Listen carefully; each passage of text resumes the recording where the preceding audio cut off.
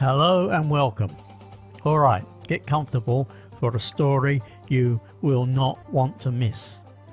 I am going to delve into the history of one of Asia's most spectacular, wealthy and downright legendary city, Ayutthaya. Furthermore, I assure you this is not just any old pile of bricks. We are talking about an empire that could make even the grandest cities in Europe blush. Picture it, Ayutthaya 1350. Out of a sleepy backwater, the seeds of a dazzling capital began to sprout. By the 17th century, Ayutthaya was Southeast Asia's ultimate cosmopolitan centre, a bustling powerhouse of trade, wealth and culture that would eventually stretch its influence over parts of modern-day Myanmar, Laos, Cambodia and Vietnam. Yes, the Ayutthaya Kingdom was Southeast Asia's answer to the Roman Empire, and its crown jewel was this awe-inspiring city. Now, if you are thinking, oh, come on Bob, it's just another old city, well, hold on to your hat. This was not just any old city, it was a metropolis, home to over 1 million residents.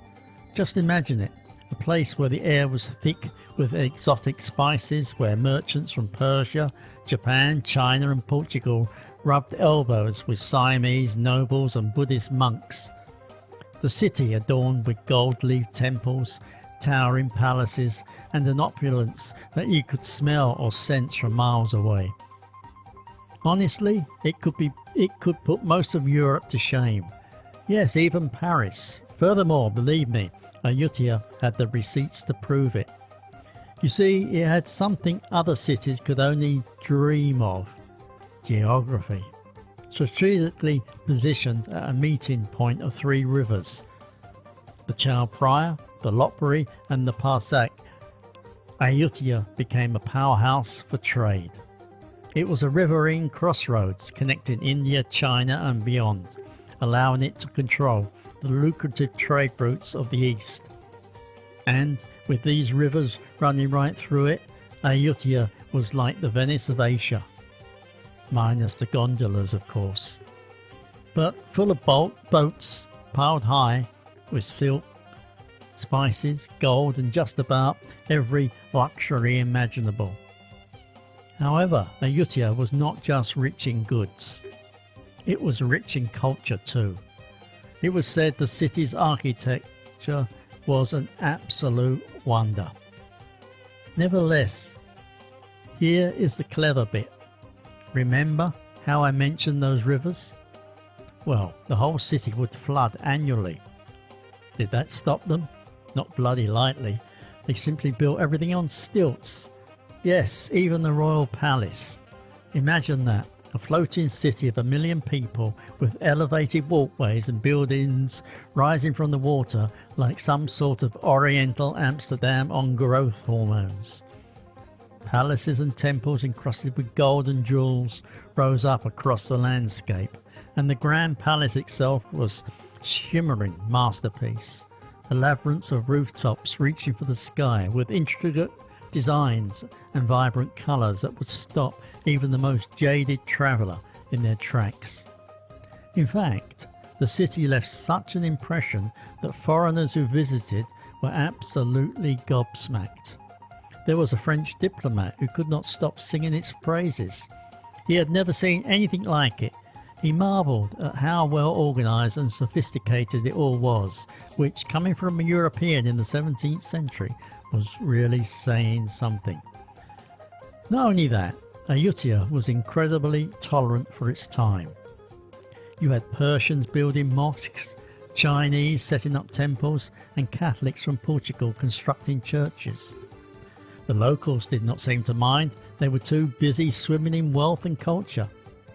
Furthermore, let us talk about the Ayutthaya kings, shall we? These were not just your average monarchs. No, these rulers had style. King Narai, for example, was one of the most famous. He spoke multiple languages, corresponded with foreign monarchs, and even dabbled in astronomy. Imagine Henry VIII, but without the wives and with a telescope instead. King Narai's reign was marked by diplomatic relations with countries as far off as France, and he even entertained the famed Greek adventurer Constantine Falcon, who went on to become his chief minister. However, that is a tale for another day. Trade was booming in Ayutthaya, thanks in no small part to its control over Southeast Asia's rice production. This was not just any old rice, it was the golden ticket to the region's wealth. Rice meant power, and Ayutthaya was sitting on the mother lobe. The kingdom exported rice across Asia, reaping fortunes in return, and the city coffers swelled with silver, gems and a fair amount of ego too, I would wager. However, you know what they say, the bigger they are, the harder they fall. For Ayutthaya, the fall came in 1767. Like any good story, this one has its villains, and Ayutthaya's were the Burmese. Relations with Burma had been rocky for ages, but in 1767 the Burmese finally had enough. They launched an all-out assault on the city. Also, let us just say they did not leave it tidy. Ayutthaya was devastated. Temples looted, palaces burned, and the city left in absolute ruins. Moreover, here is a real tragedy. This glittering empire, this Southeast Asian Paris, was gone almost overnight. A city that had once housed over 1 million people reduced to ashes and rubble. Those once glittering temples were now piles of broken stones, and the grandeur of Ayutthaya faded into legend. After the sacking, survivors scattered, and the Thai capital eventually moved south to where Bangkok now stands. Ayutthaya left us a haunting reminder of a civilization that rose to unimaginable heights, only for it to be brought down by a clash of empires. Today, Ayutthaya is a UNESCO World Heritage Site, and tourists from around the world wander through its ruins, marvelling at what is left.